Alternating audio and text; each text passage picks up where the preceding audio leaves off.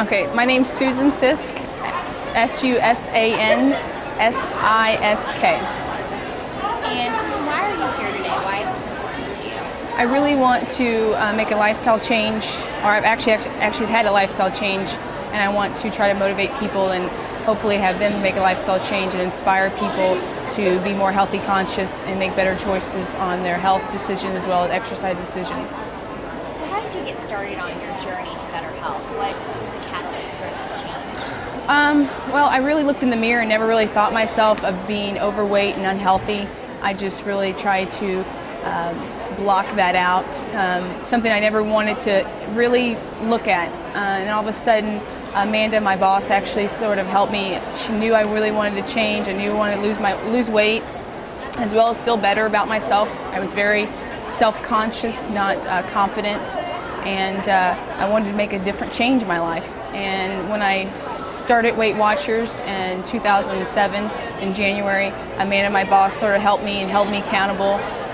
Called me on nights, called me on weekends, made sure I was eating good, healthy, and not overindulging. And I just overall, through that whole transition, and I started exercising, running and races and marathons, and so hopefully, mini marathons. So hopefully this year I would do a full marathon. That's my goal. So that's why I'm here today. So obviously this choice had a huge impact on your health and well-being, your confidence. Sure. Just tell me a little bit about that. What about, inside and outside losing the weight? How did that change your life? I have to say I was sort of like a shell, or I had a shell or a bubble around me, and I was very, very worried about everybody thinking what they thought about how I looked. That was one thing, besides me being unhealthy. Losing the weight really broke my shell, made me feel more confident in my job. When I walked out, I held my head high a little bit more, and I was really, more or less, actually, I inspired people, clients, when they would come in, they would see me losing weight and know that my health was much better, and that in itself really was a turning point for me. So tell me a little bit about losing the weight. I know it's been a significant growth for you in the number of pounds and the timeline. So just tell us a little bit about that. Sure. What you've actually accomplished. I've actually, as of the beginning of the week, I was 109 pounds I've lost. So I hopefully lose a couple more pounds here and there with the next couple races that I have to train for. But it took me a full year, from January 2007 to January of 2008. I hit 105.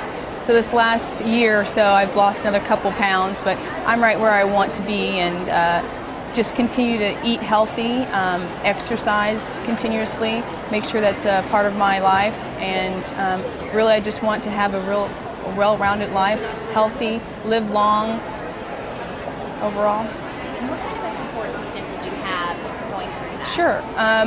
One big support system, besides my family and my friends, working at where I work at a bank, my boss and a lot of my colleagues there were constantly held me accountable. Whatever I ate, whatever I brought in that facility, and as well as at night when I left, she would call me. What'd you have for dinner? And I would have to tell her, okay, I had chicken and a bowl of rice and vegetables. And I would count the points up with her. So, and especially actually one big thing was the Super Bowl. Super Bowl was very hard for me because, as you know, there's all fattening foods there and dips and cheese and what have you. And of course I brought all my food and I was prepared. What was really ironic is when I got there and I had all my food, and as I'm sitting there watching the game and I'm eating a bowl of salad, that so many of the people that were there at the game were like, where's the salad? They wanted to actually start eating a little bit better. So that was kind of ironic, I should say. Yeah, so I'm like, this is my food, you cannot have my food, because I wanted to make sure I was making better decisions. And those foods there were a little bit harder, more temptations for me, and so that sort of held me accountable. And again, my friends were there, so they sort of watched me. But the biggest thing was probably Amanda on the eating side. On the exercise side, I had a client who come in who worked for Runners Forum, and actually an owner, and he started me in races in May.